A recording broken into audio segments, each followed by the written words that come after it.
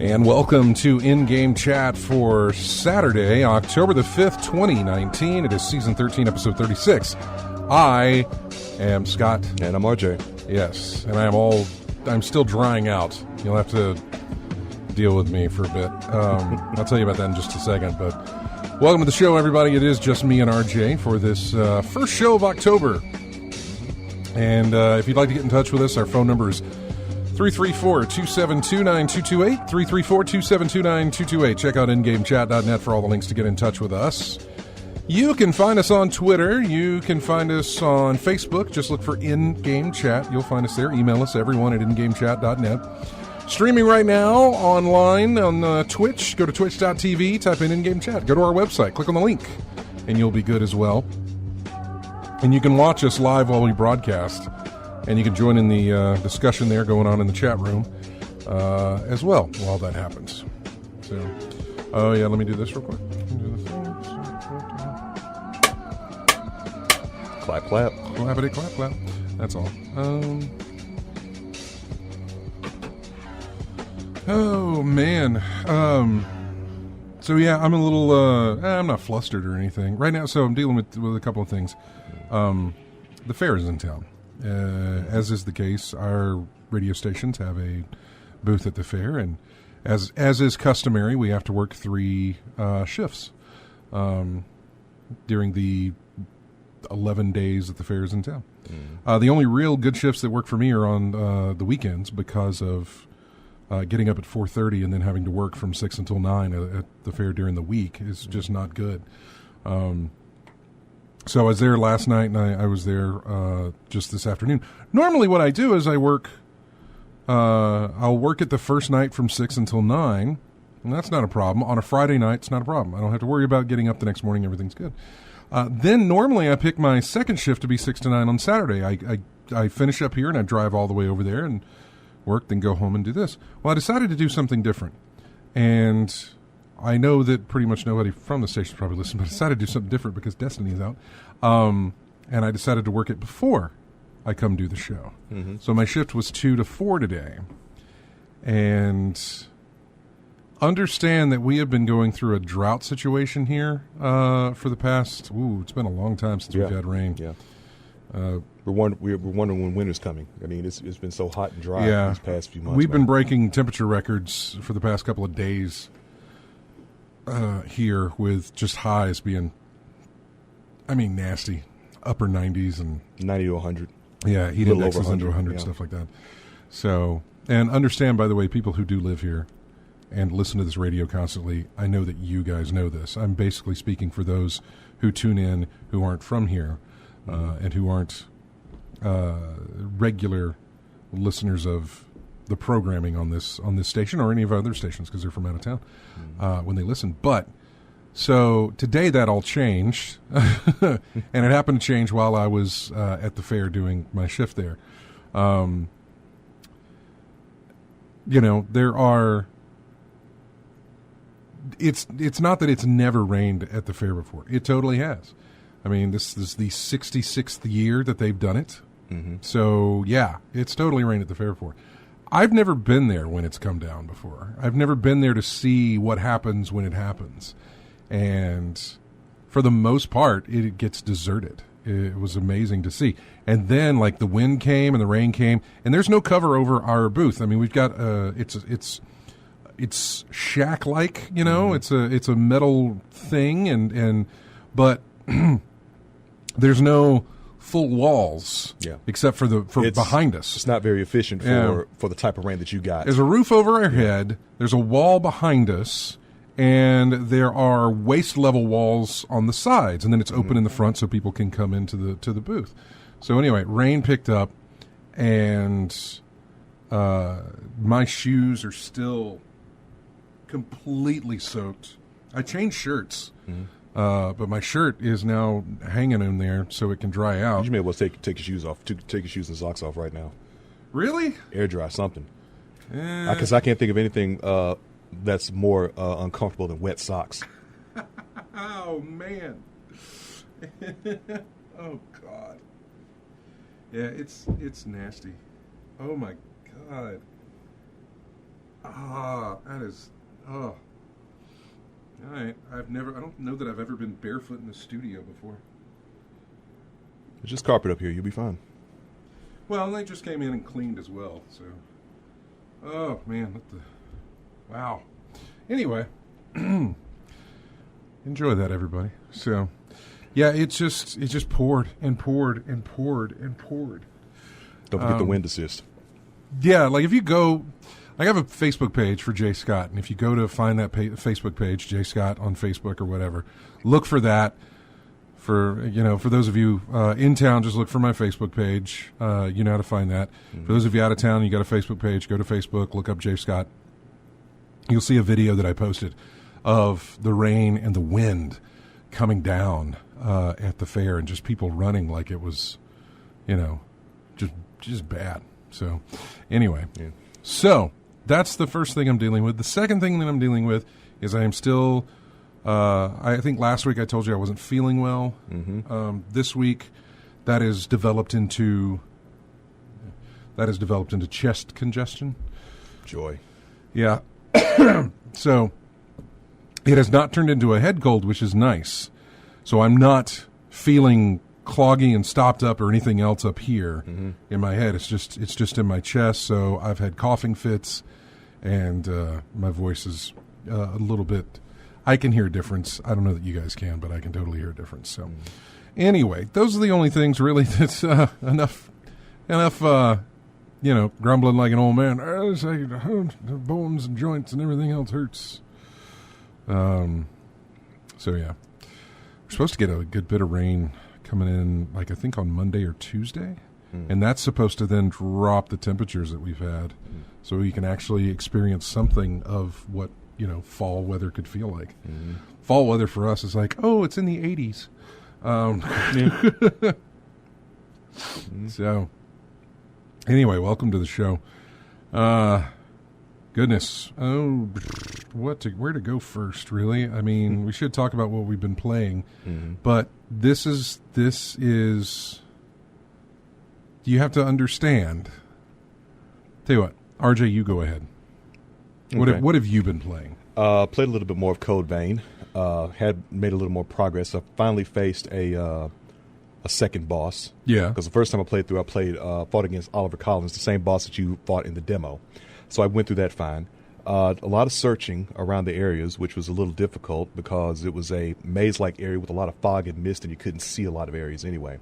And you had to light these fires to light your way through. Now, I made the comparison to Dark Souls last week because, and this is just similar to it, Farron's Keep in Dark Souls 3. You had to run around this maze-like area with a lot of poison in this bog that you're running through, and you had to light these torches to open the door to get to the next area. Same thing was applying here. Instead of opening a doorway, I had to light these torches to light my way to go through the area. So it's very similar to Dark Souls in that respect. Found out that I was not leveled up high enough to deal with any of the enemies there. So I left the area and went back the opposite way. There was a way I could have went. One way went to the fog area I was talking about. The other way went to this area outside in a broken part of the city. So this time I went back and went the other way. Found a boss battle there, a butterfly type boss. Not very hard to deal with, especially when you let your partner deal with it more than you in story mode. So I let her deal with most of the damage, and I snuck some attacks in as well. So I got through that. And so I made my way to another area in the game that I think I'm going to enjoy going through. So I've stopped there for the time being, so I Okay. can do some leveling up and building up my weapon, so I can take care of whatever comes in this new part. Other than that, I didn't play much of it, but I did pick it up. That surprised me. Ghostbusters Remastered, which came out Oh, that's Friday. right. It came out this past Friday. Yeah, it did. Yeah, it only had You picked that up? I picked it up. Oh. But it only had the only advertisement I saw was one Facebook post, and that was it. Nothing. It's in not games really or anything been. like that. Yeah. It's not really been pushed that Yeah. I've noticed. It really hasn't been one of those things that have been heavily advertised. Yeah. I think it's Halloween or October. Like, hey, let's reissue Ghostbusters. It was all. I think it's also like an anniversary of the film. Some point, 41st. I don't know. Every 5 years, you're going to get like, oh, here's the 45th. Now it's the 50th. Now it's the 25th. 35th, 40th. Yeah. Yeah, and I think we're at the like that. 40th or something like that. Every 5 years, you get a DVD release. And it's like, oh, we're reissuing, remastering, or blah blah blah. So, but But when it was on the PS3, that was one of my most favorite games to play, despite the loading issues and whatnot. I know the Xbox version was the better of the two when it came out. Didn't have the loading issues that the PS3 had, but it was still despite that, it was still a fun game. And I think they put some extra stuff in the remastered version, so I want to go through that and see what that's all about. And other than that, I've played a bit of Destiny 2, trying to see how much I could level up, despite not having Shadowkeep and Forsaken. And I was able to go up a pretty good amount. well, it started you at 750, didn't it? Yeah, it started me at 750. Yeah. But I remember the post that you put up there. You went up like 80-something levels. Well, yeah, and I'll Yeah. get to that when I talk Yeah, about because it. you did a lot of stuff, but I was just puttering around for about 2 hours, and I got up to level. I went up about 35 levels. Yeah, I wish James could have come on the show, or even called in if he wanted to, because I mostly played with him. But even random, if I don't even know if he's listening. Yeah. He could call in. It was it was easy to do getting the levels up. I mean, this is just based off what I had already. See, I don't know what it's like to try and level your character without playing the expansion campaign, because that's the only way I knew how to do it. Yeah, I mean, in this case, it was just the feature of being able to make anything you've lost because I took out my hunter and warlock, right? Remade them, and I could get all the stuff that I had lost when I'd leave the characters by way of the collections part of the game that they added. Just a few legendary shards and some gunsmith materials. You could remake anything you've discovered before. So I was able to do that and get that. And as you level up, the higher you are, the same level as the stuff that you make. So if I made a gun at 770, 750, it just picks it up to that level. So I was able to get a lot of stuff at a higher level than I. Everything in your when I vault started. jumped up to 750. I mean, everybody jumped everything. up. 750 is the new zero. Yeah, that's the base level, 750. Basically, is what it Yeah. is. So I was able to do all that, and the upgrade modules I was able to earn, like I said, with the stuff that I had, and did a few bounties, did a few weeklies, and I was able to get some more upgrade modules, just earning those in order to level up something. yeah, what level did you finally get to?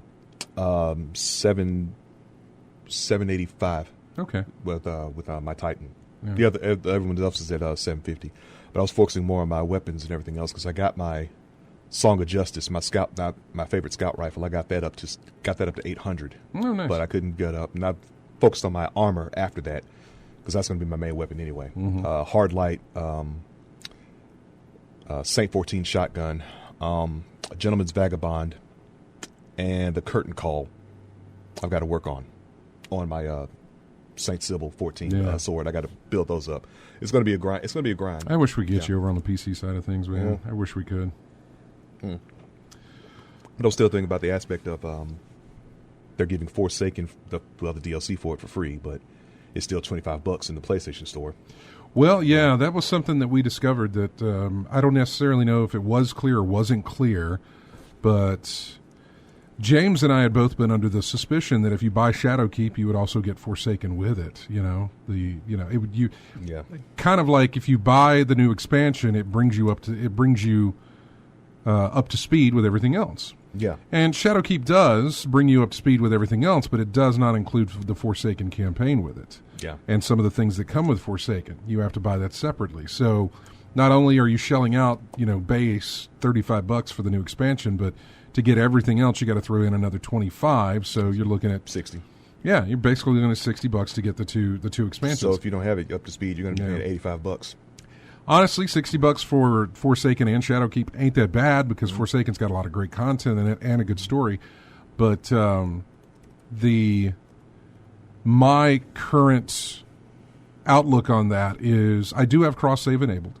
Mm-hmm. I did log in on my PS4 for the first time in Destiny 2 for years. It's been a minute. It's been a while. So I logged in on the first time and got all these achievements. All these achievements rolled in. And it was interesting to see, because not only had I not seen Destiny on a PS4 in a while, but I was now looking at it in 4K HDR. Mm-hmm. Well, not true 4K because it's PS4 Pro, but 4K HDR real close. And I could tell the difference. It looked beautiful. Mm-hmm. It really looked beautiful. And it was amazing how the controls just came right back to me with because what I wanted to do was go visit Zur, who has the engrams and stuff. Yeah. Now you play on the PC. You playing a mouse and keyboard? PC, I am playing mouse and keyboard. Yeah. Okay. Yeah. In my case, I would have to go to controller because you can. Yeah, I can. Good because you totally can. I've never been able to do mouse and keyboard very well. Yeah. Even in no, you totally can if you come over to the PC side. We'd love to have you. But it was amazing how it all came back to me playing on the console again, and. I just did it for a little bit, went over to Zur, saw him, that was it, closed out. And then, that was really all I did. I just wanted to see how cross-save worked, and it worked quite well.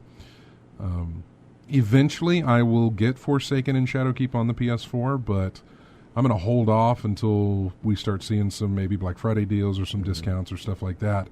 And then I'll catch up. Yeah. I imagine Forsaken will have a discount way before Shadowkeep does, or at least a big discount way before Shadowkeep does. Except something to have to double dip on that, and not have any benefit from that. Yeah, right? I know.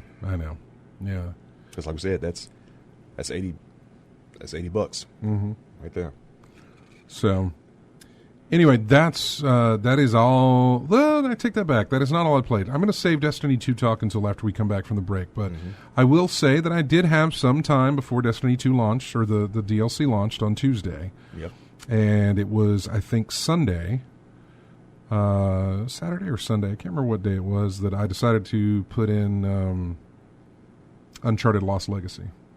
Okay. Mm-hmm. And I've been playing that. It's kind of been... Again, I say that this is good because it doesn't have... It's a straight story. It's not anything where I am free to roam, sort of. Get lost on side missions and things like that. Yeah. It's very straightforward. And I enjoy that, especially if I've only got a limited amount of time to enjoy something. I enjoy the fact that it's very linear. So I don't have to sit there and wonder what I'm going to do or... go off and do something else that doesn't advance anything. So that's what I wanted to do with Uncharted Lost Legacy. It's an old game. It's 2017, I think. It's an older game. Yeah. 2017, but it still had 4K HDR. Looked really good. Still, nothing compares to God of War so far. Yeah. And again, I haven't plugged in anything on my Xbox One X. Oh, I did try to play a little Gears. And by a little, I mean a very, very little amount of Gears. 5. Gears 5, yeah. I had some time to play it. I got in, played, 15, 20 minutes before I had to shut it down and go do something else. I can't remember what it was, maybe work or something. And then I just never got back into it.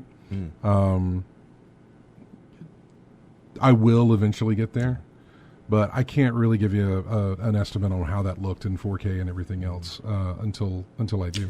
That's a bad thing about a backlog, though, man. You try to start something, and then priorities take over. Well, that was the other. I think that was one of the other reasons I flipped over to Uncharted Lost Legacy. It's what was supposed to be an expansion of Uncharted 4, but they turned it into a full game, even though it's still pretty short. There are 11 chapters.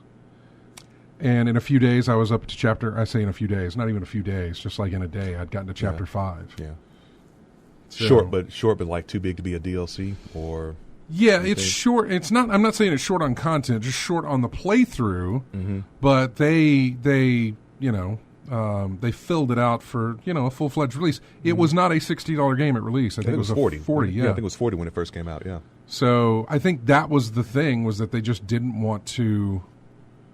Let's not make this an expansion. Let's just make this a standalone or expand-alone, whatever you want to call it. And this way, people don't need Uncharted 4. Right. They can just play this and they can pick it up. So I think it's the type of game you can enjoy without having played. Yeah, I mean, 4. there is some mention, obviously, of Nathan Drake and of Nathan Drake and his brother as well from Uncharted 4, but it is all throwaway conversations. You're more so far in this game. What I'm realizing is that you're more learning about Nadine and her backstory, as well as Chloe Frazier's backstory. A lot of her backstory, which was nice. That was great because she showed up in 2.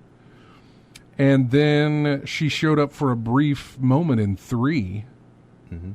Or was it 4? No, 3. She showed up as a brief moment, I think, in 3. Or did she? I don't remember. Which one took place in the ice area? Was that 2? That was 2. 2 was in the ice, okay. Was that her? That was her, wasn't it? Yeah, she was in 2. Okay. She was in 2. She might have been in 3, and maybe brief. No, she was not much of it in 4. Yeah, she was briefly in 3 and then not much of it in 4. So, giving her own little game where people can, learn more about her, fantastic. Yeah. Expands that lore, expands that world a little bit. And, what I played of it, I enjoyed. There's very little critiquing I can do of Uncharted Lost Legacy, of an expansion of that game, without just saying, hey, it's Uncharted, you've played this before. This is exactly what there is no surprises here. Yeah. It's exactly what you're going to get, gameplay-wise and everything else. Same form of different characters. It really is. Yeah. It really, really is. There is that, and maybe this was in 4. Again, it's been a long time since I played 4. But there is the stealth aspect where you can take cover in high grass, and be undercover type thing. So there's that aspect to it. That was a new kind of tactic or a new gameplay mechanic that they added into it. So anyway, excuse me, we're going to take a break here, and then when we come back, we will be diving in pretty heavily into Destiny 2. And I say pretty heavily, look, I'll tell you when we come back. What I do want to remind you is that it is October, and as we always do around October time, is that all of our music selections are from scary games, or what is considered scary games. There was a poll.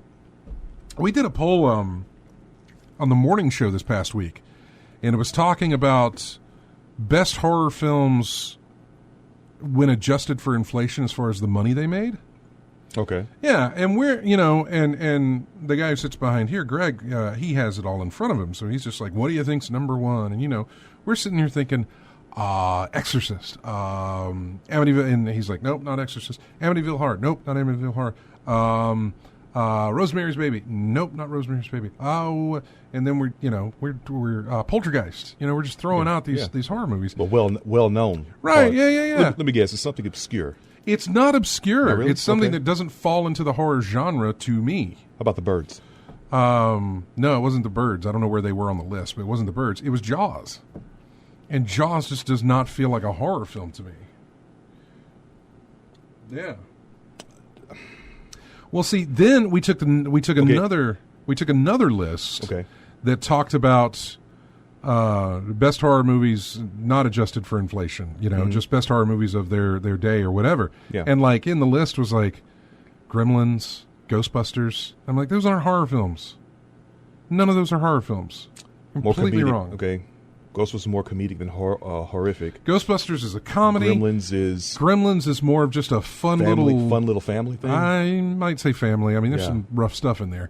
I would say, depending on what you consider the age group that would be involved in a family type film. Yeah, but I can see that with Jaws. Yeah, Jaws is Jaws just doesn't feel like a horror movie to me. I get because it's based in reality, really more reality. There's nothing really supernatural about Jaws, or like I said, The Birds. Yeah, no, they're birds going wild, or a shark doing what sharks do. I would say the same thing that, and I know we're getting off on a tangent here, but I would say the same thing that Silence of the Lambs I don't consider a horror film. That's more suspense, psychological right? suspense thing. But it would fall under horror. to them. It would probably fall under horror. So, I mean, that's when we kind of threw the lists away, saying like, okay, never mind, these don't work. Because my money would be adjusted for inflation. My money would be on something like The Exorcist. Would if you're putting in the horror film type stuff, or Shining, you know. Yeah. And The Shining I would consider horror, but boy, that's just not. That's a different kind of horror to me. Creepy. Yeah. But anyway, enough of this. Yeah. Anyway, what we do every weekend in October, I ditch whatever theme I'm doing for the music stuff, which lately it's been focusing on composers. And I strictly pull music from games that are considered horror games, scary games, stuff like that. So that's all you're going to get. Now, all of the ones that come from this week, however, all come from games released in 2019. This is the only week you're going to get that because there's not a lot of horror games that have been released in 2019. I have to have 7 of them. So there hasn't really been a lot. Not a lot of variety, yeah. Of horror games released. So this first one comes from a game called Layers of Fear 2, and it is the main theme for that. What you're going to hear, and I will preface this every time we send this off to music, is some of these tracks are you can hear that that this is music, that there's musical instruments playing, and they're doing this. Some of these tracks are not like that. Some of these tracks are just sound effects with just ominous noises and sounds and things like that. You're going to hear an eclectic mix of music, probably in these next the entire month of October here that we play for going in and out of break. So why don't I shut up and finally play the music? Layers of Fear 2, the main theme from that game. We'll be right back with more in-game chats right after this.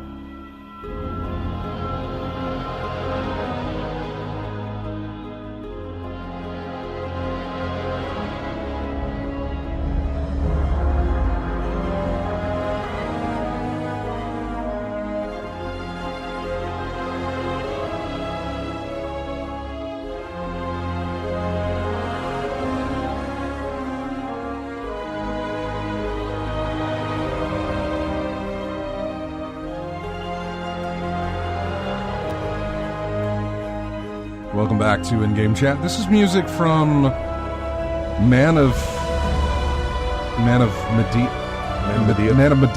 Is that what it's called? Man of Medan? Spell it. M-E-D-A-N. Medan, whatever. Man of Medan. Yeah, from the folks that made Until Dawn, I believe. You're right, yes. Yeah, those kids on the ship. Yeah. Yeah. This is called Of Stormy Seas and Howling Winds, I think is what the track is called.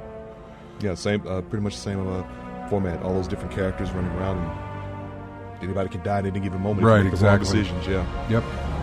That seems to be something that they're completely focusing on, is like, we're going to just do these kind of games. Mm-hmm. Yeah. So, welcome back. And so, here's the thing. Destiny 2 time. For those of you who enjoyed my lack of Destiny talk for a while, that ends with this episode.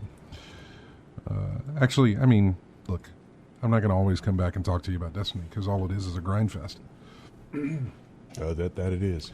When things happen, when things change, when things are released or something's new, then, sure, I'll bring it up, but it's not going to be all the time. Understand, though, that my break is over. My summer vacation is done. It's time to get back in the wheel. It's time to put him back in the wheel and go. Yep. So, new content, new locations. There's a lot that was new, everything. man. I mean, this is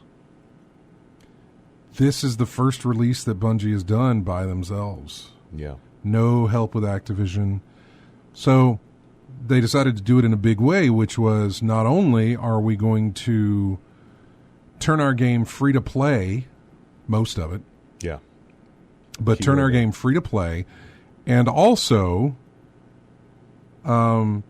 we're going to implement cross-saving so that you can cross-save between platforms, be it Xbox, PS4, or PC. Mm-hmm. Not only will we be doing that, we are going to remove ourselves from this one storefront and move over to a different storefront. We're going to migrate all these PC players from one app to a different app. Mm-hmm. There was a lot entailed with that. There was a lot to do, and they were doing it all by themselves. I'd say they did a pretty good job. Mm-hmm. There were some hiccups that first day on PC. Yeah, it was the first time I'd ever been in a queue. Yeah, to get into the game. I think you read about that. There was so many people trying to get on at the same time. It was just, right. You had a queue to wait on. What was the longest wait you heard about? Well, the reason I don't know what the longest wait was, but I know that my wait was about. See, I didn't get home. I got home, and I think I started to try and get on the game at about 4:30 or 5. Right. Didn't actually get in until about 6:30, 6:45. Yeah. Goodness. Now, I remember on the aspect of the PS4 when I didn't have that thing on there, but it's the same network, so I tried to get on, and man, it was loaded.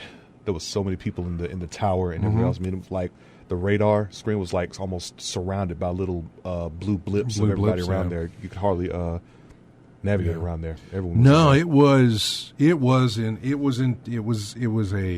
massive.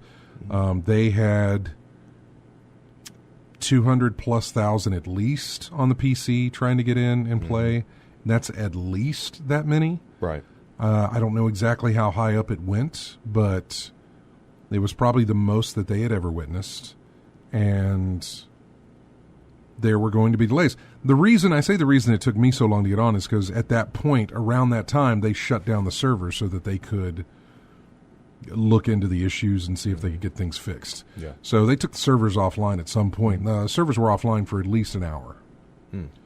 And then gradually they came back on, and people started gradually getting in. And I finally got in. Me and James and a couple of other guys finally got in to where we could actually play the game. So I ran a few missions on the moon. It was great to be back on the moon. There were parts of the moon that I was at. So when you start on the moon, you don't start where you used to be on the moon from D1. Mm-hmm. You start a different part of the moon. But it's still a part of the moon that's connected to the old part of the moon. Mm-hmm. So whenever I got to familiar location, I was like, oh, look at this. I know where things are from here. And there was one point I drove...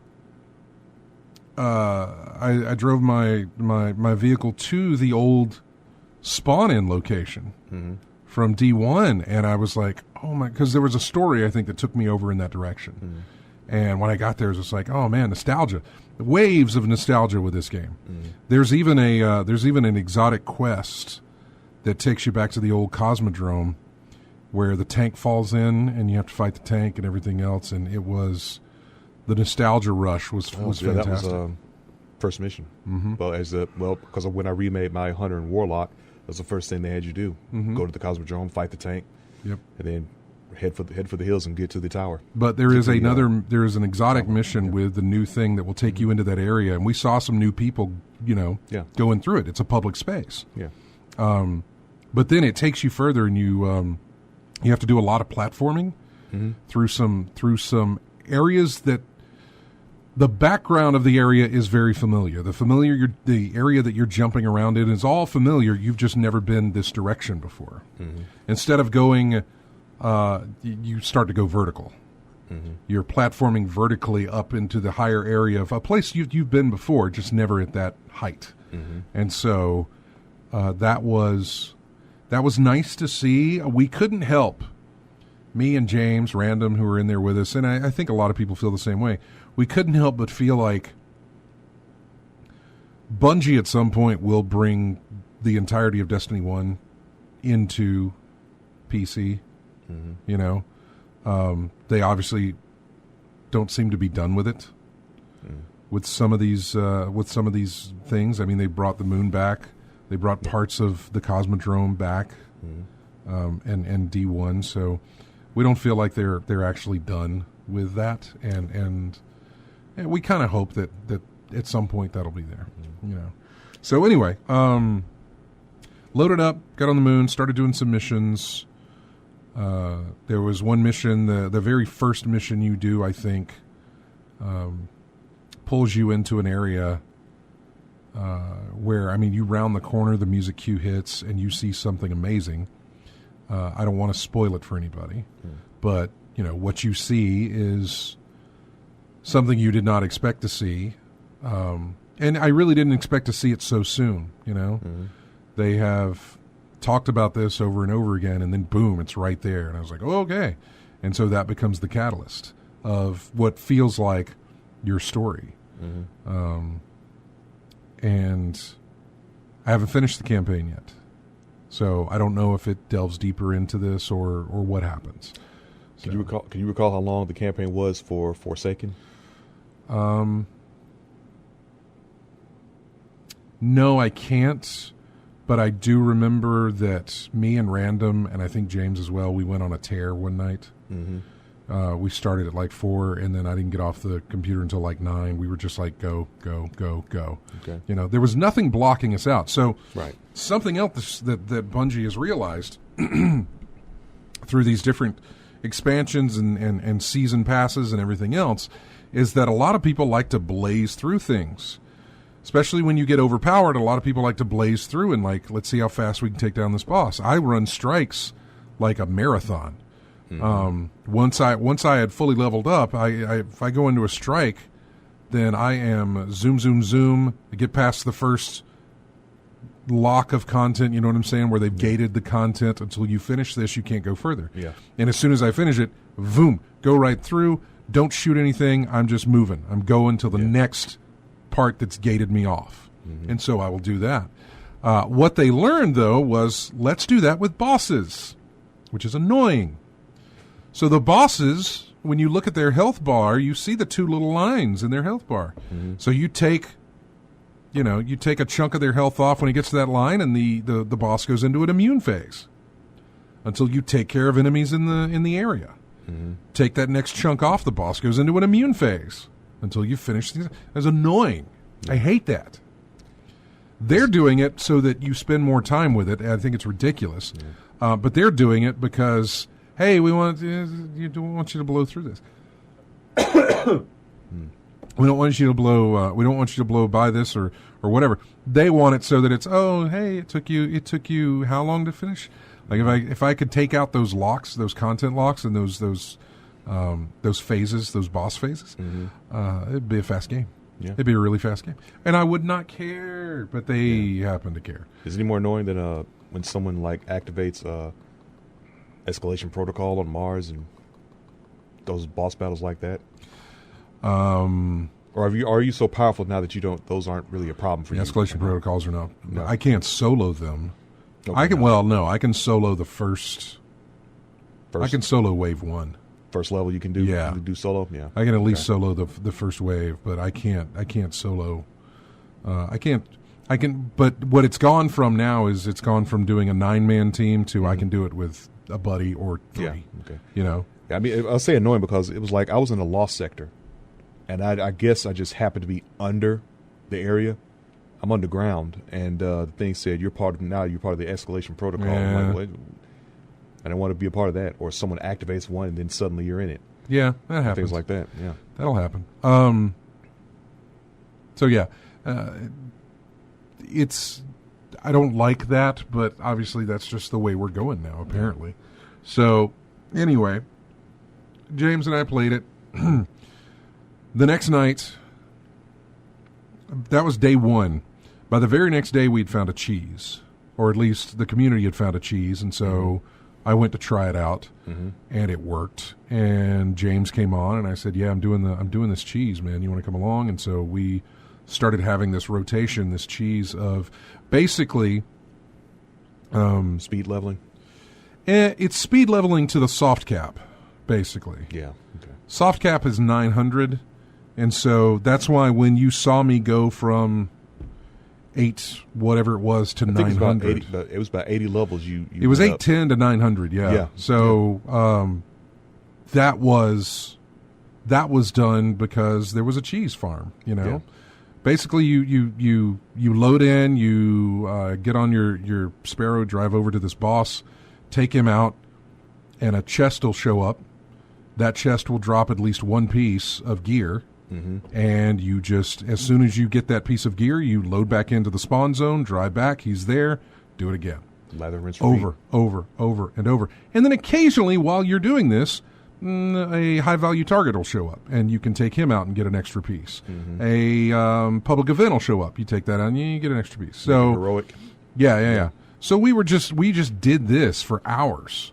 I say hours. It was maybe only about an hour and a half that we did this before we moved on. Because once you hit 900, that chest only drops 900 pieces. It doesn't go higher than that. Yeah. Once you hit 900, which is the soft cap, Destiny pops a thing up on your screen saying you've reached the soft cap level or soft level cap. You will not gain any further levels until you do pinnacle achievements, which is things like I don't know, those pinnacle weapons. Like you got to do a lot of stuff and then you get a weapon and it's a high power, or the prime engrams that drop.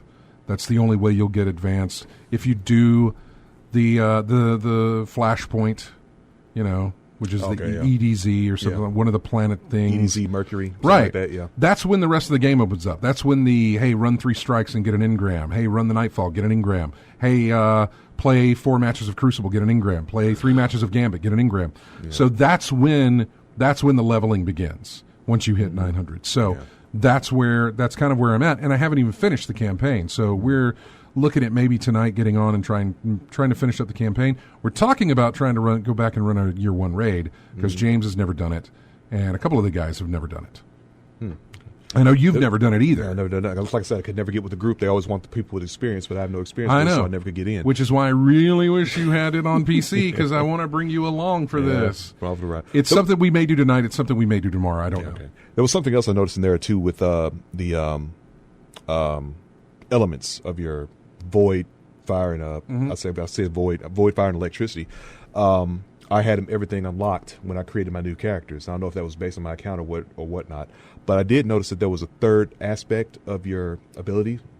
Like if you're a solar type Titan, code of the Siegebreaker, code of the Guardian. Then there's like code of the something. There's a third type you can get in there. A third type of a subclass? Subclass you can get in there. Yeah. See, okay, and that's different. Yeah, and I saw this is different because you don't have Forsaken. No. Which is where you get that third subclass. Yeah, so I saw when I highlighted it said get the season pass or whatever. You either need if you get Forsaken, you'll be able to do it. If you get Shadow Keep without Forsaken, you'll still be able to do it. Yeah, I saw that. So that's your third subclass. I'm sorry. Yeah, it's third subclass. And then I saw the things that I was picking up. It was like you get 2 items when you level up your season level. I'm at like season level 3, and there's like 2 items they offer you get the one on the top or the one on the bottom, you got to have Forsaken or. Do you now? See, I don't know this because obviously it just falls for me. Yeah. Yeah, me, I have to get the two, either one of the other, maybe. You got to get the expansions. You got to get the expansions to get both of them. So I'm sitting there looking at here's 5,000 units of Glimmer. If you had the season pass, you could also get this upgrade module. Yeah. Like, wow, okay, this is true. Yeah. I guess I'll just go back to grinding, getting stuff for Banshee and everybody else at the tower. I just would do the slow way. Yeah, but I saw a lot of aspects open up in there, and I'm like, oh, well, try to motivate you to get the season pass and all the other expansions. They're going to want to. I would hold on. You know, I don't know if Forsaken's going to come down even further from their $25 that they got. I got to figure there's going to be a sale where either Forsaken drops in price or a bundle of the two. You know, instead of getting it for $60, buy this, get this half off. You know, something like that. You'll get something. Maybe. You'll get it a little bit cheaper than that. Yeah. I just got to figure when Black Friday rolls around, or even at some point if you really want to hold off. I think Forsaken might be a part of PS Plus or something like that. I don't know. It's an expansion, so that's kind of hard to say. Yeah. It makes me feel like they might not do that for PS Plus because it as an expansion requires another game for you to have in order to enjoy that. And that might be something that people don't have. Now I've seen it in fighting titles where like for Tekken 7, for example, the season pass for season 3 is like $25, but the one for season 2, they cut it in half as soon as season 3 came out. So maybe there's something like that, but at this point I doubt it. I think they're trying to get as much. Forsaken for $25 ain't a bad deal. I mean, because it does come with all the season passes included. You know, so $25 for all that content, it's not too bad. It's a little bit annoying that $35 for Shadowkeep doesn't just include Forsaken with it. No. I really wish it would have, but again, Bungie's on their own now. Yeah, they bet on themselves. They are on their own, and they've got to survive on their own through what they're doing. So we'll just see how that all pans out. I love the moon. I love the spooky moon. The way it's. In fact, we'll probably use some music from the moon. From the Shadowkeep expansion to do that. Because Shadowkeep expansion is all about these spirits and ghosts and apparitions and nightmares and things like that coming through. And so we'll deal with that. We'll have that. That'll probably be included in music probably as early as next week. But that is the Destiny 2 discussion. There's probably a lot more to really dig deeper into, and I mean, I've got some news from this week about Destiny. Let's see if I can find something in there. It may not be in there. No, I don't have anything in there. I thought I did, but I did say, because I saved a bunch of articles about Destiny 2 for my own sake, not necessarily as news here. So, yeah. I just remember that they hit a massive amount on Steam. I think they were at number 1 or number 2 of concurrent players. I mean, it was just huge, the amount of people that were playing. It's one of Destiny's probably biggest launches that they've ever seen, and they had to work massively hard to make sure it would run as smooth as possible. So, anyway, we're going to take a break. When we come back, I will not talk about Destiny 2. We will hit up the news that we've had come through this past week. So, somebody tell Lethal Migraine to turn his audio back up, because I'm sure he's turned it down or moved on from now. Yeah. But thanks for letting me indulge. I won't go there like that again. It won't be as long next time. I'll tell you about what I played and included in there, rather than spending a big chunk of the show to tell you about Destiny 2's expansion. They are down for a 5-year run, which doesn't look like we're going to be getting Destiny 3 anytime soon. So we'll see. As we go into the break here, it is music from the recently released, back in, I think, August, the Blair Witch game that was released, which I think you can, I think you can actually play if you've got an Xbox Game Pass. I have not played it. I think it's done by the same people who did Layers of Fear. I can't remember who. It maybe not. I may be mixing up my horror games. So, and I don't know how scary Blair Witch the video game is. Actually, I've heard it's more atmospheric than it is scary type of thing. I don't think there's a lot of jump scares, if any at all. I think it's more of a suspension that one is coming and it never does. So Bloober Team? Yeah, it's Bloober Okay. Team, and I can't remember what else they've done. Does it have it there? What else they've done? Look it up right quick. 6. No, 2. There's another horror game that they've done. Layers of Fear, Observer. Yeah, they've done Layers of Fear. Okay. Okay. Yeah. All right. Well, that's this track. It is called The Missing Boy, and we'll be back with more in-game chat right after this.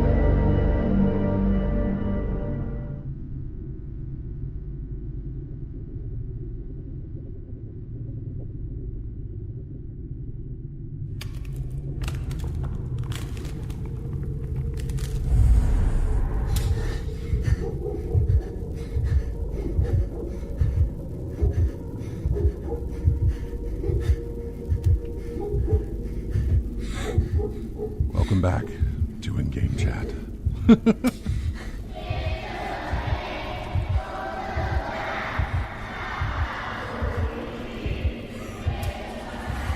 This is from a game called Devotion.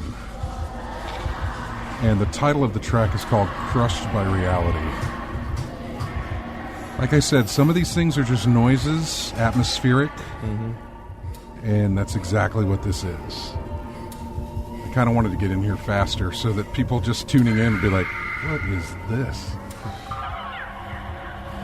Sounds like a dream state or things. Possibly, I don't know. Through. This is a Japanese game, whatever this is. So I'm not exactly. In fact, I had to take the Japanese writing that was used in the title out because I could not load it into my audio editor. Yeah. It wouldn't recognize it. Let's see. Are you looking it up? Yeah, first-person psychological horror game created and developed by Taiwanese game developer Red Candle, set in Taiwan in the 80s. Sorry, it's a Taiwanese game. Yeah. Okay. With the majority of the game happening in an apartment complex in Taipei. I think I've seen this before. It was like something to do with his family. I think something happened to him, and you're like going through and you're picking up pieces along the way of what happened to them. Well, that's what that was. So let's move on to some of the news for the week, and not going to talk about Destiny 2, but I will talk about the fact that Bungie announced that they would release at least one non-Destiny game by the year 2025. Okay, I'm about to say it's not going to be rushed, because I'm about to say if you try to do it in like 2021 or something like that, I'm thinking how much time you're going to be able to put in that game before you put it out. He and Bungie are on our vision ultimately through 2025 has become one of the world's best entertainment companies. To do that, they needed it to start with Destiny. One is we need to begin transforming Destiny, the Destiny that we really believe in. He then told IGN that this is all something Bungie wants to accomplish and that there's a pretty specific path for the company. So by 2025, we have a pretty specific path to make sure we transform Destiny and that we have other franchises within the marketplace. Okay. So remember when the talk was about the 10-year plan? Yeah. Yeah, and Destiny came out in 2014. So yeah, that'll be the 10 years. That'll yes. be 10 years, yeah. I mean, I understand that was a 10-year plan, and I know we're rapidly approaching that. Destiny came out in 2014? Worldwide release was September 9th of 2014. That's true, yeah. Okay. Interesting. So, yeah. I know that that's coming. So it'll be interesting to see what they do with that. I know Ghost Recon Breakpoint came out. Matt bought it. James bought it. And then everybody else kind of wanted to wait and see on that. Yeah. Metacritic does not have good words for Breakpoint. Critics or the players? I think both. Both of them said? Okay, both of them. I think both of them are okay. not having the best of time with the game. So, is it something that a patch could fix? I don't know. Okay.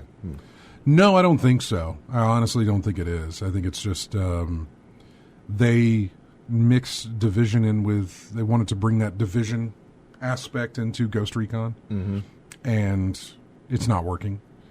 Not with what they did. Not after what they did with Wild. I mean, people played Ghost Recon Wildlands for a very long time. Yeah, and that felt like the evolution of the franchise right there was like, okay, this is the direction we're going in, and then they kind of switched it up and said, no, we're going to put Destiny or Division inside of our Ghost Recon now. It's like, we're used to this thing over here. If we want a Division, we just go play Division. Yeah, you don't need to put that aspect in there. Kind of makes me nervous for whatever they end up doing with Splinter Cell. It sounds like two different good things that try to blend together and it didn't turn out right. Companies do this all the time, man. Yeah. I mean, companies see one way that something goes and says, okay, let's do it that way for our next title. EA has done it tons of times. They see how microtransactions would go with one game, or how something goes with this. Let's mix that up and put that in there. Yeah. Video game companies do it all the time. They have something that works great, and then they integrate whatever that was into their other games that can benefit them. Not always good. The first thing that comes to mind is, I guess, it probably started with open world. But more recently, it would become Battle Royale. Where companies saw that other, Fortnite's Battle Royale and it's making a lot of money. Let's put a Battle Royale system into our game, and then let's put it into this game. And the other companies said, let's put it in our game. So, I mean, that's why you have it in Call of Duty now. That's why you have multiplayer. Yeah. So, like that, yeah, like Dead Space, and Dead Space comes to mind. Call of Duty did it way back when, and not the Battle Royale aspect, but when they started doing multiplayer unlocks for Modern Warfare way back when. Yeah. Other games picked that up and said, okay, let's that became, they opened up the door to another genre, which was multiplayer unlocks. Yeah, sometimes it works, sometimes it doesn't. And I don't think it's working for Ghost Recon. So, but again, I haven't played it, so I don't want to put anything in anybody's head that this is a bad game. You can look that up for yourself to see if it actually is bad or if it's something you want to dip your toes into. So, for me, obviously, it released at the wrong time for me to give that a shot. So, yeah, something else took priority. Yeah. Let's see. Oh yeah, the Borderlands 3 Gearbox having some issues. Basically Gearbox, not really Borderlands 3. I think Borderlands 3 is probably going fine.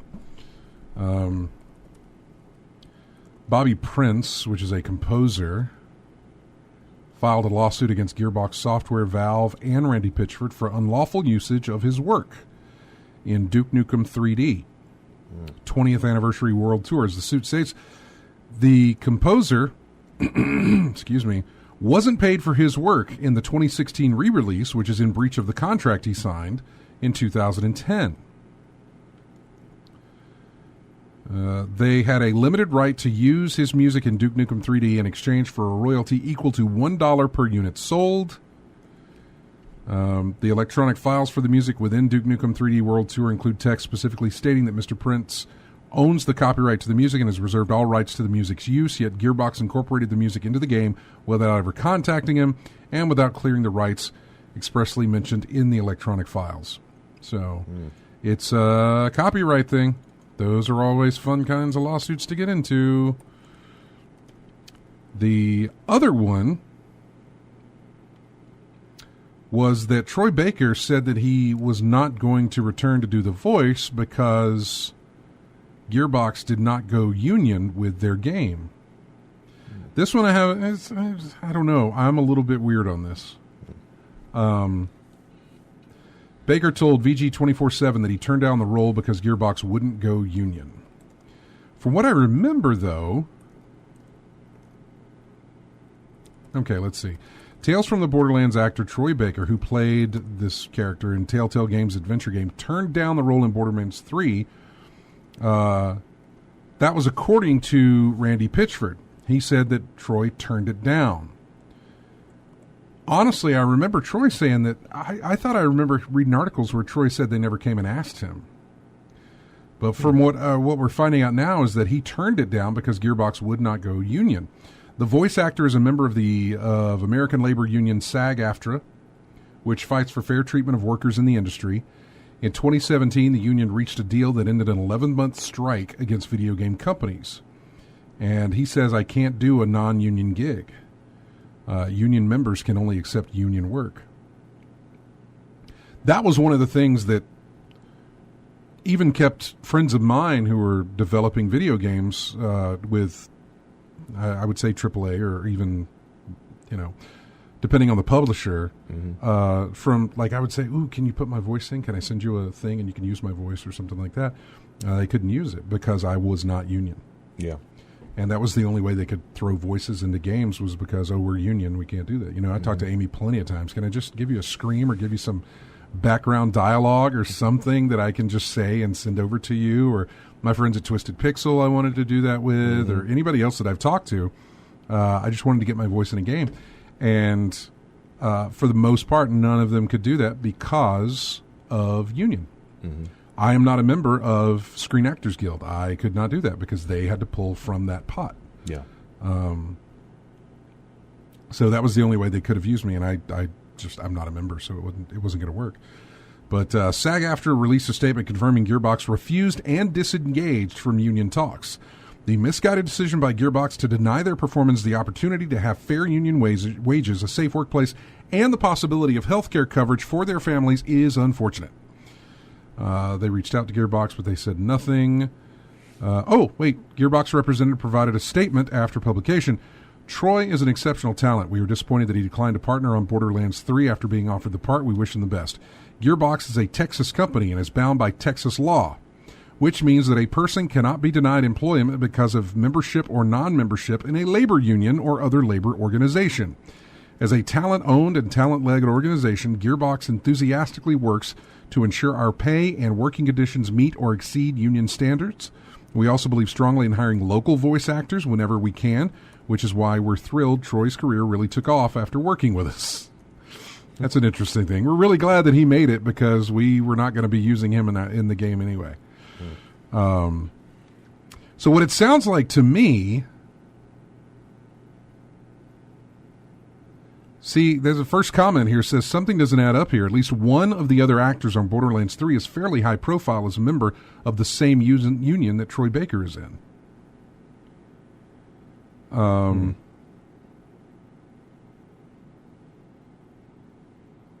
Yeah, I'm thinking more of, that is interesting.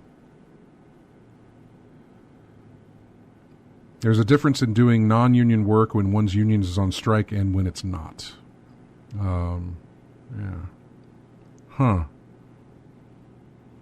Interesting to look through that and figure out what's going on there.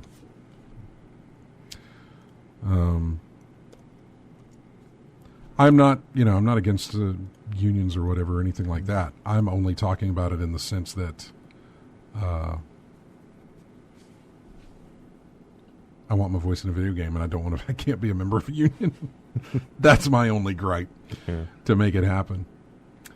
There was another thing. Sean Layden left Sony, this was strange to me. Sean Layden, who has been with Sony for a while now, I remember he did the reveal for God of War, did the announcement for Crash Bandicoot remake, I think, at the E3 thing. I thought he was leaving Sony Interactive Entertainment and just moving to a different part of Sony. I think kind of like Ken Kutaragi did whenever he left Sony, the video game aspect, and then moved into something else. Yeah, but another part of Sony, so he wasn't actually leaving the company. That dude leaving the company for something better. No, it seems like I don't know. I don't exactly know what the situation for this is. This doesn't actually explain too much of it. It was a brief tweet from PlayStation. Layden has been with Sony for 30 years. Goodness. So his departure is very strange. And there was some rumor that it had to do with some of the direction that Sony was taking their company or what they were doing with the PlayStation 5 or something else, something with what they were looking into. They were doing some kind of restructuring or something like that, and he was not not on board or was not getting on board with it. So I'm not sure. The first time I read about this, I just thought he was moving. And then the next day, I got a tweet come to me that says, no, he is out. And I thought, oh, he's out of the company now. And so it was strange. It was strange. So where are we at now? I'm just looking over this news. We still got 30 more. years, man. 30 years and he's gone. Yeah. And there's a lot of speculation that we're getting a PlayStation 5 announcement in next year. Not necessarily for a release next year, but an announcement. Like, hey, here it is. We're working on it. We're going to tell you some more about it. Probably coming 2021 rather than 2020. I could be wrong, but I can't see 2020. I really can't either. But who knows? Still, it was just a sense that they're working on this. He's been with them 30 years, and now he's gone. You know, suddenly, yeah. It just seemed odd. Yeah. PlayStation Now, which is the streaming service that Sony has, where you can play older games on your PS4, or if you've got a TV that supports PlayStation Now, you can play it on anything. It's a streaming service, so you don't actually need a console to play. Yeah. They dropped their price to $5? No, $10 a month. $10 a month now. Yeah. Didn't we talk about how much of a value is it PS Now for like gamers our age. We've still got our old systems. We still got our stuff, and we can still play it. For me, it's not even there. Mm-hmm. If they just made games backwards. See, again, I look at what Microsoft has done, and I think they've kind of got this. They've got this down. Yeah. Where make games backwards compatible, but then also offer this whole Game Pass, where we get hundreds of games per month that we can play for a nominal fee per year, something like that. Yeah. And I feel like Sony could do the same thing. Just make them backwards compatible. Don't let me stream them. I mean, they could even do that if they want to. Instead of this PlayStation Now thing, start a thing where it includes PlayStation Plus. It includes PlayStation Now. And it includes some type of pass where it's like, okay, you get all these games you can play. Even though some of them may be streamed and not backwards compatible, you have a lot to pick from. And I think they could do that.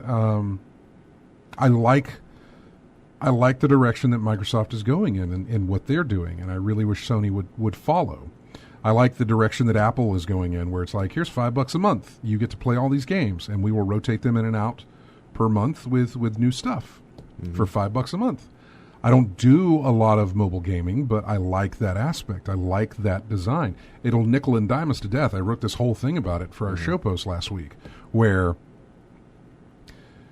it's going to become where once we had Netflix, now we have Netflix, Hulu, Amazon Prime, Disney Plus, NBC, God knows what else.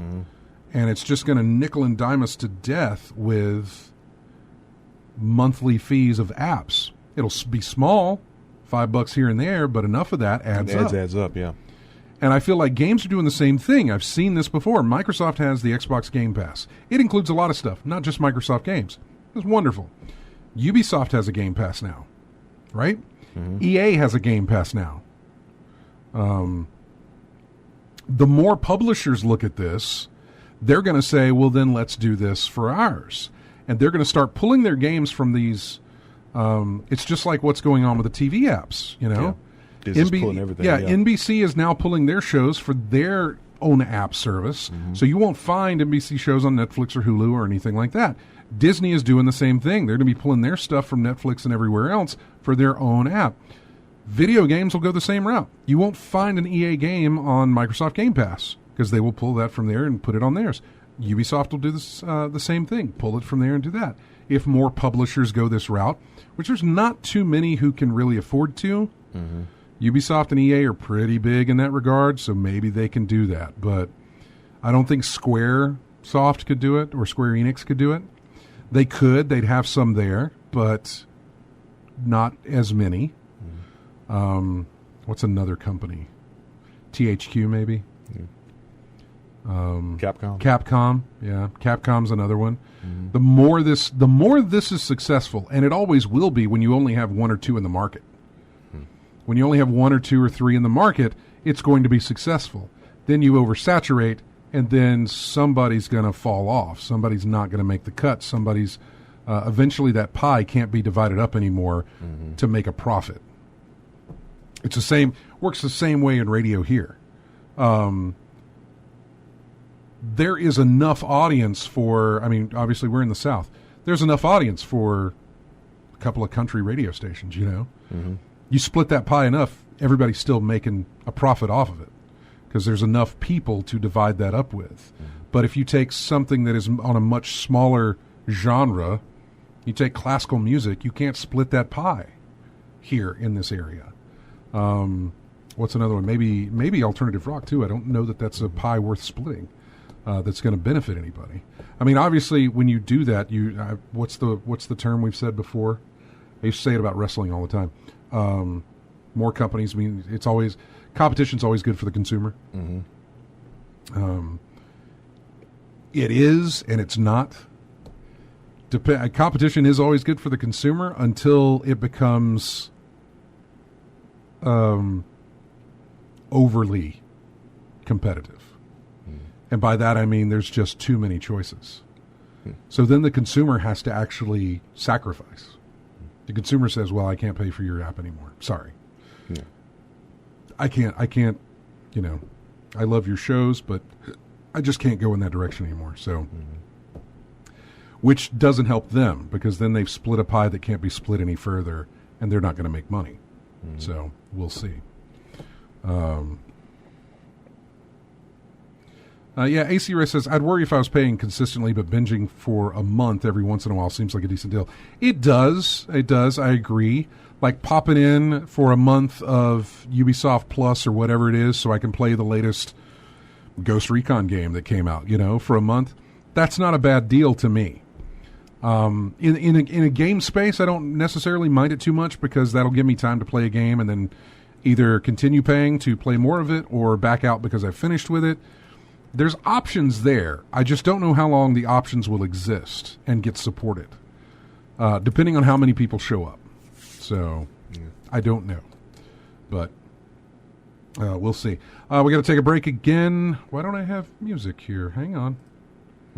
I lost some music, y'all. Let me grab one of these. How'd that happen? I don't know. But, I set all this up before I went to the fair. I might have screwed up. Yeah. This music comes from a game called Pathologic 2, which is a game published by Tiny Build, which is very strange because Tiny Build mostly sits on the fun side of games. Pathologic is a very... not fun.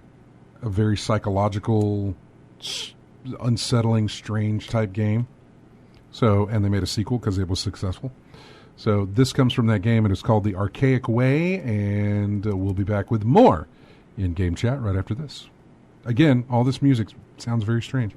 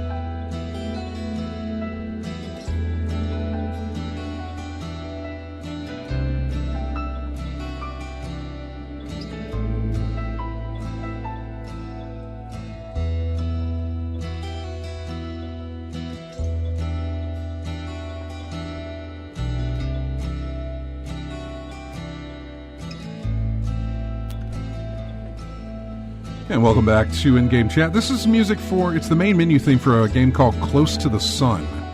Doesn't sound all horror-y, but, sometimes games don't have a soundtrack that plays into the horror. Sometimes a horror game soundtrack is not having a soundtrack at all. And I'm looking at you, game that I've already forgotten. I really have forgotten the name of the... It's not Asylum. God, I can't remember what it's called. Anyway, which is not going to help. No. Watch, folks. It'll come to them after the show's over. It probably will. But yeah, so... anyway, where were we? We were talking about... Let's see... Streaming services. Here? Well, we were, but I was just going down the list of news titles here, news things. Untitled Goose Game is the best-selling game on Switch. Right now, anyway. I still have not played that game, but I've heard nothing but people who... Is it something like Goat Simulator? No, not necessarily. not necessarily. Goat Simulator is just absurd.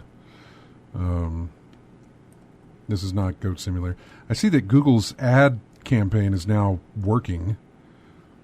I have ad blocks on my browser here, but Google is bypassing them. Still passing through. Yeah. Oh, yeah. I remember they said they were going to do this, and now they're doing it. In other words, I'm using Chrome, and I guarantee you any kind of ad blocker that you use on Chrome will not block Google's ads. They said it was coming. I just didn't realize it was coming now. You will watch this ad. And it's not really, you're not watching any ad. They're banner ads right now. It's not anything that's throwing up, but it's still, oh God, this is annoying. Oh my God. This is like not having an ad blocker at all. Ugh. This is gross. Oh, man. So, crossplay is now fully supported on PS4. It has now come out of beta. It is now available to any developers who want to take advantage of it. This is one step closer to fantastic news for you, RJ. To finally playing with us in terms of a certain game. In terms of a certain game that shall not be mentioned, but yes, if they can implement this, if the developers can implement this, and it will be a hard thing to implement, I understand. What with the release of a brand new game like this, it will be hard for them to implement it, but it's there. This means there's hope, that there's a possibility that it might actually happen. So we'll see. I have hope that it does happen. I really, really wish it would.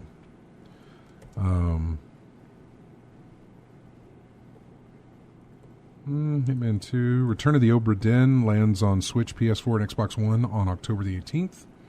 That is a Friday after next. And I've heard great things about this game. Plenty of people have told me I should be playing that game. So being that it's on the Switch, or the PS4, or the Xbox One, I might actually pick it up. It's not that I never wanted it on PC, but I don't know. I'll probably go where it's cheaper. There's no multiplayer involved with that or anything like that. So we'll see. Excuse me. What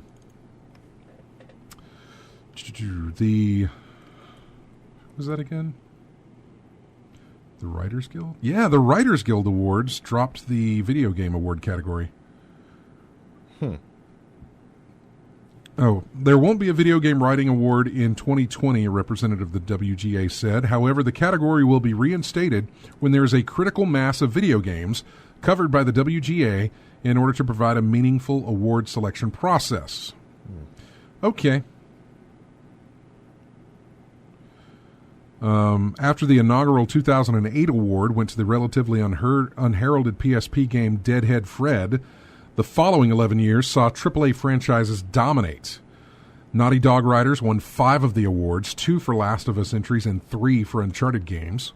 Fellow Sony exclusives God of War and Horizon Zero Dawn won the past 2 years. Apart from that, there were 2 awards for Assassin's Creed games, 1 for Rise of the Tomb Raider, and 1 for Star Wars The Force Unleashed. But yeah, getting rid of the category apparently. House of the Dead 1 and 2 remakes have been officially confirmed. Nice. They were released in 96 and 98 respectively. I remember a remake that was done for the original Panzer Dragoon. It was only available on Switch. One of those titles I'll probably miss out on. Yeah, they just confirmed it. They said no platforms or release dates have been confirmed, and unfortunately we can't say anything more for now. Just, keep listening for more news. We had that, we had the PlayStation, whatever, their little, we had the Nintendo Directs for Xbox and PlayStation, basically is what I'm trying to say. Their little monthly, here's what's coming out soon, or here's what we're working on, and still no mention of another Batman Arkham game yet. It's being done, seemingly. I know WB Montreal were looking for game testers, but nothing has been announced. And that's kind of annoying. Ubisoft has removed Ghost Recon Breakpoint's booster and skill point microtransactions. Let me see here. It doesn't seem to be different from Ghost Recon Wildlands, which also offers that stuff. They addressed the complaints in a message board posted to the Breakpoint forums. With Ghost Recon Breakpoint, we always aimed at offering a fair and rewarding experience to our players. However, they want to experience our game in solo. Co-op, blah, blah, blah. From the beginning, two key factors stood out as extremely important for the team. That Breakpoint doesn't include any pay-to-win elements, and to make sure that players not choosing to engage with in-game purchases do not see their experience affected. Players will be able to unlock skills and get access to plenty of varied loot and items by simply playing the game. The time savers that were available for purchase are a slightly different matter. They explained that they weren't actually supposed to be there, and they have since been removed, although they'll be back at some point down the road. These items were designed as an optional way for players arriving later to the game to catch up with those who have been playing for longer. I see what it was. Okay. Mm-hmm. They were going to be in there, but not so soon. So I get what that is. I get how that goes. So, yeah. I can understand the removal of that. A couple of one update from last week. Our music selection for last week was nothing but the Frogware Sherlock games, because there was some stuff going on with that. Mm-hmm. But let me look here. Frogware's last month. Fortunately, it's managed to rescue arguably its best game, Sherlock Holmes: Crimes and Punishments. That was pulled back. So Frogware's got that back. Probably on console, because I believe it was already there on PC. Mm-hmm. So, 10 games were at risk of vanishing. Focus did not respond to the claims, but allegedly made a change in their policy. Unfortunately, 9 of the 10 games were delisted, but Crimes and Punishment was saved and remains on Steam. Frogwares has also released it on Good Old Games, where you can net yourself a free copy of Sherlock Holmes and the Hound of the Baskervilles along with it. There you go. So that's good. The other big news this week came a little late and was kind of surprising, and then given all the rumors and everything else that's been going on, kind of not.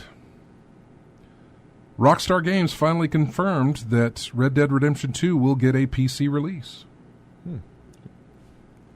That's big news. That's big doings. Because up until now, I think mostly just GTA games were on PC. I know GTA 5 is. Yeah.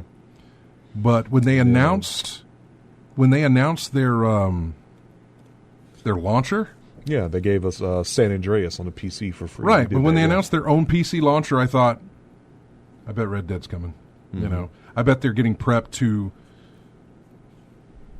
completely offer their entire library on PC. Mm-hmm. You know, I know Max Payne is there's PC. You know, those games are there. All 3 of them.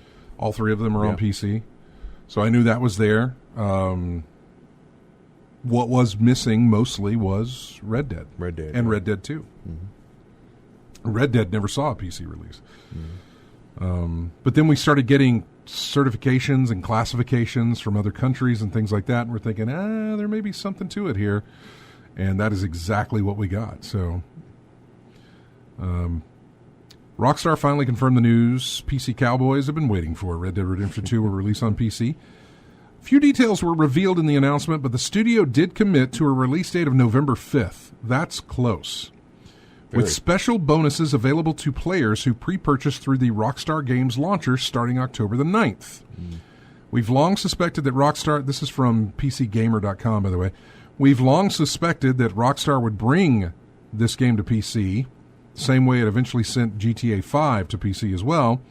The PC version will, according to Rockstar, feature visual and technical improvements, as well as a bunch of new bounties, gang hideouts, and weapons.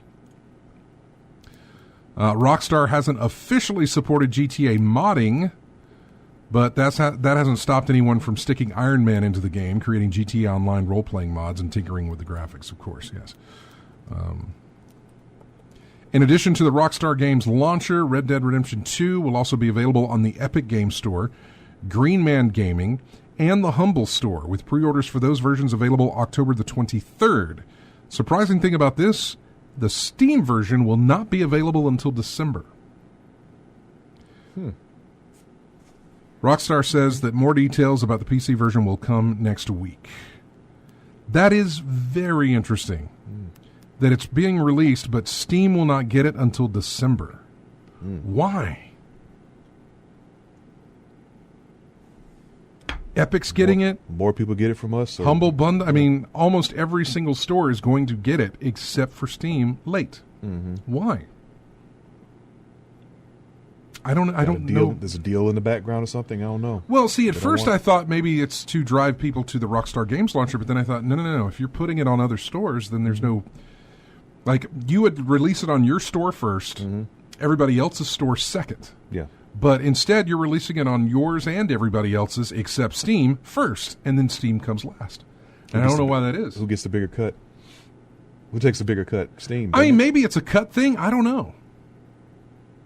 Other than that, can you think of anything else other than the cut? They're not getting a bigger, as satisfying a cut from the other two as unless there was some sort of deal in place, and obviously we don't know this. Yeah, just guessing right now, but yeah, that's Epic could have come and said, "Look, I know you want to have it wherever you want, but if you hold off on putting it on Steam for a month, we'll pay you a little bit more." Yeah, I'm just thinking it's a money thing right off the bat. I think when you say it that way, I'm thinking it's a money thing. Got to be.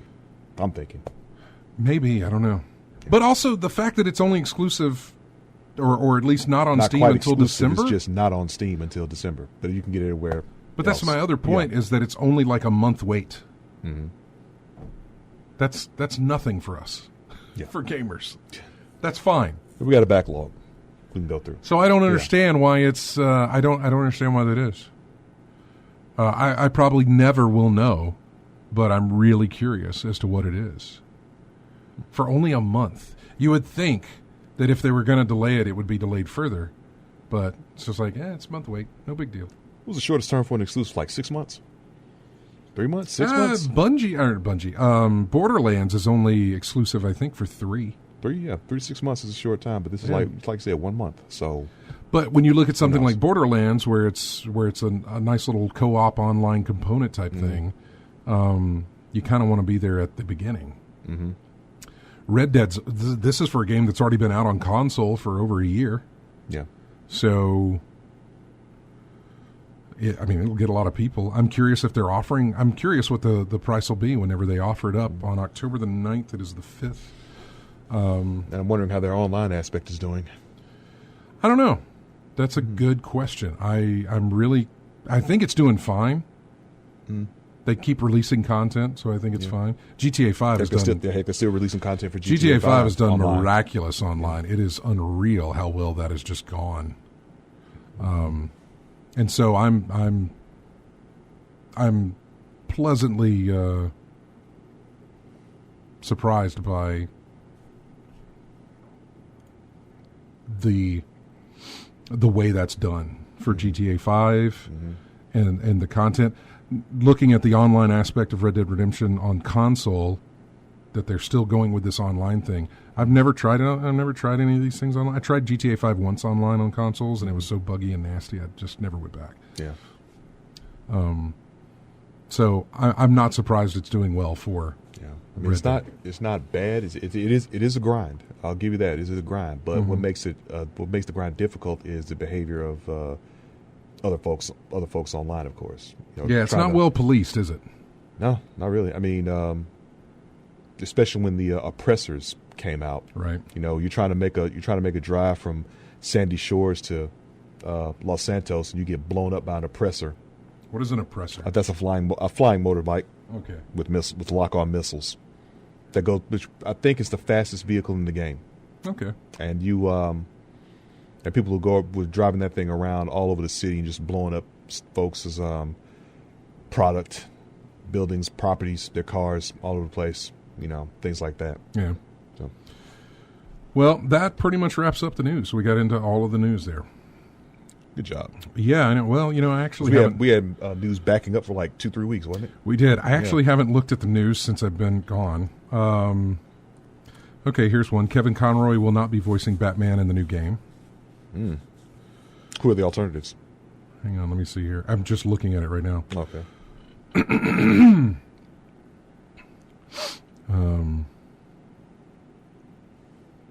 Roger Craig Smith, I think, is the one who did it for Batman Origins. He'll probably come back for that. Yeah, okay.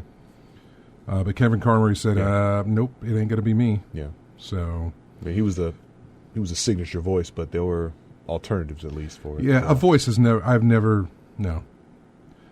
been loyal to a voice as far as my video games are concerned. I'm perfectly fine with however they want to change things or switch things up or whatever. So, let's see. Looking through here, no, not much. No, nothing. Nothing since I've been getting drenched at the fair here.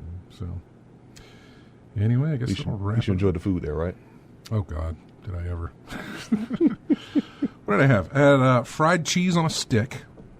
Yeah, fried cheese on a stick. Mozzarella? There are so many things on sticks out at the fair. Mozzarella? No, I got cheddar. Cheddar, okay. Sharper They didn't go into that. It's the fair, man. They're not gonna. Okay. Aged Gouda? Would you like that? No, it's nothing. Fried Velveeta? Yeah, probably. They did have a choice of either mozzarella or cheddar, and I went cheddar. But they did have a choice. So this is not just today, by the way. I worked there last night as well. So I had fried mozzarella. I had fried cheese on a stick. Mm-hmm. I had a Polish dog with everything on it.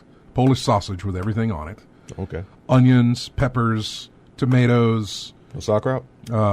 They did not have sauerkraut on there. They should have, but they didn't have sauerkraut on there. Sacrilege. I know. No sauerkraut? Come on. I threw some mustard on it. Not an elephant ear. Had a funnel cake. Funnel cake. Yeah, of course you got to have a funnel cake. Today I had bacon cheddar fries, curly bacon cheddar fries. Without ranch? No, it's ranch. Yeah. Okay. It was bacon cheddar. It was curly fries with cheddar cheese all dipped on it, and then bacon bits dipped on it. Not necessarily actual bacon. Bacon bits dipped on it, and then ranch spread over it. It was delicious. Again, these are things you'll see at my Facebook page because I've posted all of those as I go through and review the fair food. I'm not a healthy man. You guys can see that. I don't care. So especially around the fair. Of course, around the fair. Yeah. So, yeah. Fair food is fantastic. I've always wanted, I wish a place would open up and it would just be called fair food. And you just go in and you get to, and you buy the same thing that you would have at the fair. I would not like it to be at the prices of the fair. So you got those Disneyland prices. Yeah, come down on those. But I would love a year-round restaurant where I can just walk in and be like, I want a funnel cake and I want sliced pizza and a hot dog or something like that. You know what I'm saying? Yeah. Just all these different things. Give me one of those giant turkey legs. Talking Renaissance fair size turkey legs? Right, yeah, which they've got at the fair. All year long. I would like that. But nobody thinks to do that. So, whatever. Until now. We got to go. Thanks, everybody, for joining us in the chat room and listening to us on the stream and on the radio. Thanks to everybody who grabs us each week from iTunes or wherever you get our show for later use. We really appreciate it. Go to ingamechat.net. Join us on Twitter, Facebook. Subscribe to our Twitch channel that you're watching. Subscribe to our YouTube channel as well. Oh, wait a second.